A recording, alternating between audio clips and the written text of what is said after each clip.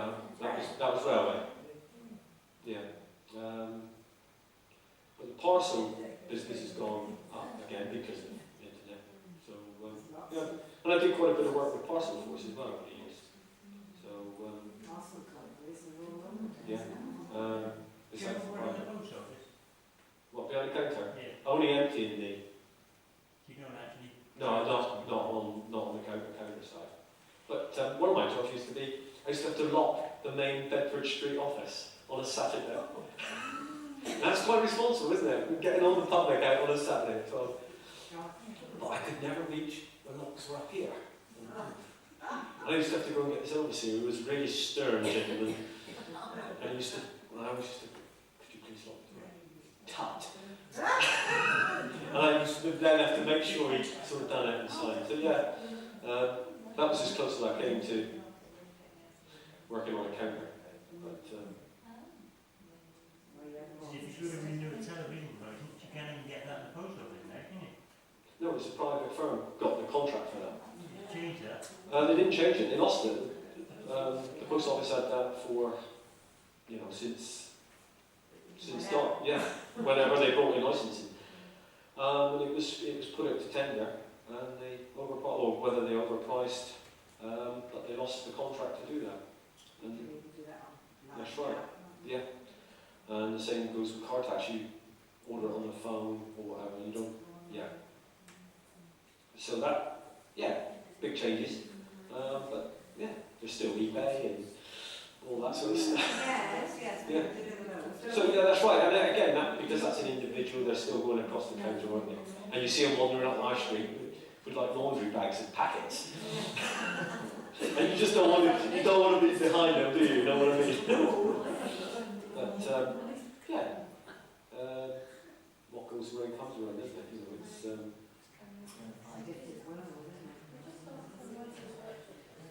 It's has anybody else worked for the post office? At Christmas. Oh, yeah, the Christmas casuals. Yeah, I was at school then, and I had to take the last few days off term, and the very good post office were very kind. They gave me my school to deliver to.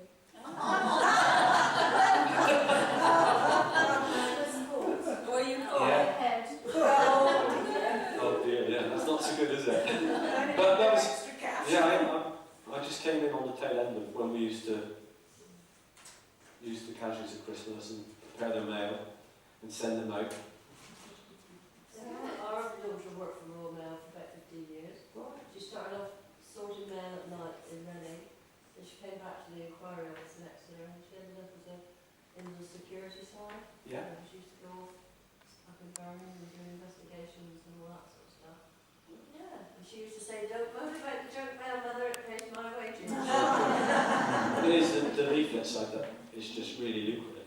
So you don't mind, like, 'cause the postman has to drive quite a long way to come to us, and sometimes it's just a crappy little bit of junk mail, and I think, postman, but he probably doesn't mind.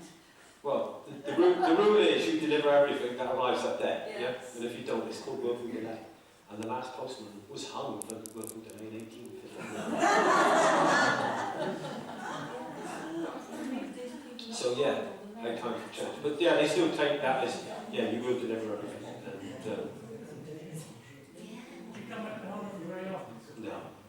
Do you ever come back to a place like Holland, and then by the time you get back here, right, you've got to deliver on this area, right, I've got, what the hell is this? Because they built a new estate, and you've got to deliver on that estate. And then, right, what the fuck, where am I? And then they built this estate, and you've got to start delivering on that estate. And you don't know where you are. Well, you don't. Do you find that very often? It is everywhere because you don't get training. Years ago we used to get 3 days training and you were trained properly and you knew within reason, and it's gone. And Did you find it more difficult doing that? yeah, except streets are pretty much the same world over, aren't they? Except you don't know the names of the people, but that's who sort of comes around. And wherever you go, Move out east. Week in, week out. well, no, I went to one village and they said no training. And I had this particular day, and I had a special delivery for this address. And I went up and down Church Road and I can't find this. And it was bin day. And largely every house in that road was obscured. Their name was obscured by the wheelie bins. Yeah, and I could not find this properly. And luckily, I had a friend who I could follow and asked him where it was. So yeah, I mean, sort of guys got to think a bit more on their feet. But yeah, it's just a cost-cutting exercise. And unfortunately, because they don't get the training, the other Saturday I never been around Cranbrook, and off you go. You get a map, don't you, and you've got site number, plot number, street number, all different. And so I went in. One place I went in, I just could not find these three houses. So I go to the site office, go to the sales office, and they never even had it on the map. But I did find it. Yeah.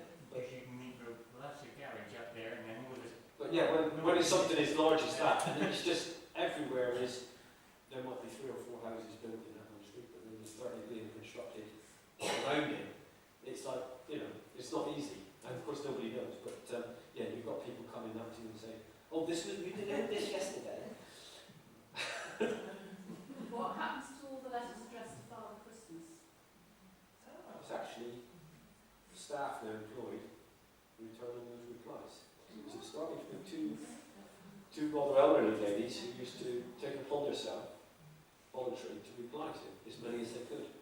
And eventually, Royal Mail took it on. And they all based in Edinburgh. And at Christmas, there was always, it was called the North Road, but if you had anything that just said to Father Christmas, you sorted it direct to the North Road, and it would find its way to Edinburgh. Yeah. So that's one little thing they've kept on, but they do employ people now to send a reply. Well, I'll test that out. Well, Do they still have what they call a dead letter office? oh yeah. And do you know where the dead letter office is situated? Tomb Street. And you couldn't make out one after that, is it? I think it was in Belfast. Yeah. What's the dead letter? It's Well, not not the address on it, or just the name, Yeah. someone forgets to put the address. Yeah. Can't be delivered. So eventually, you try to trace it, and somebody might know it. Local knowledge could locate it. I get peculiar ones. I have one once from abroad. To someone in Honiton who can help me with Honiton Lane. I got it through the door, so there you Yeah. go. I mean, there's loads of vague stuff like that. And because I deliver around the Exeter area and where these people work, you see the postcodes are different. And quite often I'll get mail for a particular person with their work's postcode on. So yeah, it works, and you can find local knowledge. And yeah, so I'm lucky. I'm only do 3 days a week now, but work with a great bunch of lads, young lads.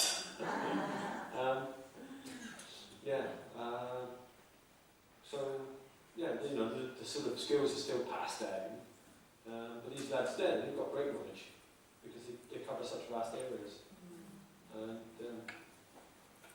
that was the nice thing before they said, you've got to do one fixed route, that everybody had this great knowledge. And it was, that made it.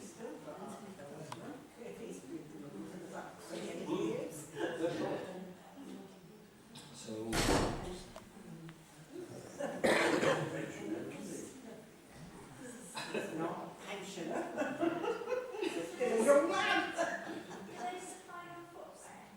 yes, but it's awful. Yeah. Well, for me, it is. I can't. Oh, it's dreadful stuff. You think by now, they used to go to Clark's, and yeah, they were pretty decent shoes. So I still buy them from Clark's. But they're trying everything. The latest one, yeah, trainers, and I mean, we used to be threatened. We used to wear shorts, and years ago we had to fight long and hard to get shorts allowed in the summer. Yeah, and they used to threaten to send us home. For wearing shorts. For wearing shorts and trainers, because they were obviously comfortable. If they weren't good, sports people wouldn't wear them, would they? And they started to supply them.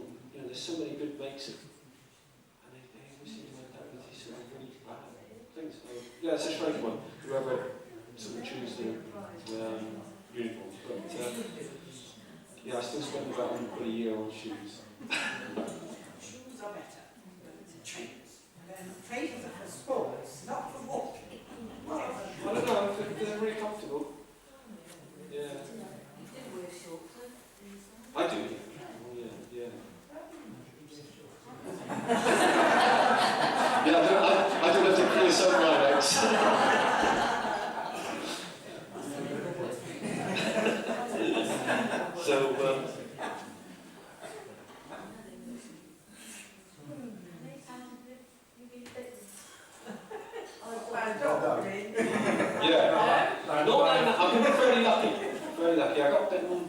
years ago.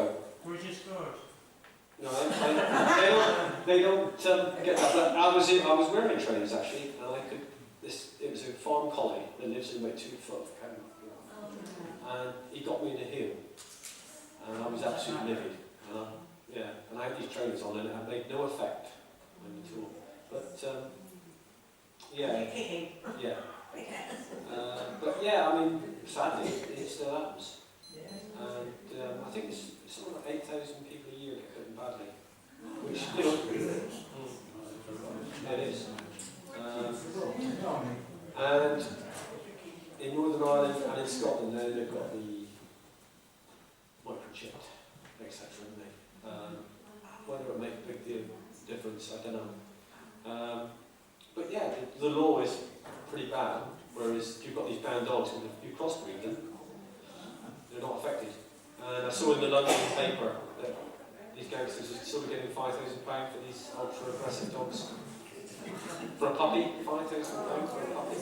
So if the postman gets bitten on the post office, who would the owner of the dog or? They're getting better. No, Yes. if they belong to the union will take it up. The individual can take it up. But this is what they want to change, this thing about private property. Because you are being asked. The worst one I ever dealt with was the poor guy who put his hand through and the dog dragged him out, put his hand up through the door, or through the letterbox, and it was an Alsatian. And he was a fairly biggish guy, so his hand's gone through, he can't retrieve it. He fell against the glass door which broke, and then the dog really got over him. And they actually removed just enamel from his hands. And his hands went septic, he couldn't work for a week. No, he couldn't work for a month. And the owner denied it was his dog and got away with it. Yeah, unbelievable, but that's probably one of the worst ones out there. But I mean, there are sort of recent times, there's been some quite bad ones. There was one recently in Northern Ireland. And again, it shouldn't happen. But, Can you then claim against the post office? you can do, I mean, especially if there's been a history of a bad dog. But yeah, people shouldn't be going down there. It's as simple as that. Why? That's what they want to do, you know. Yeah.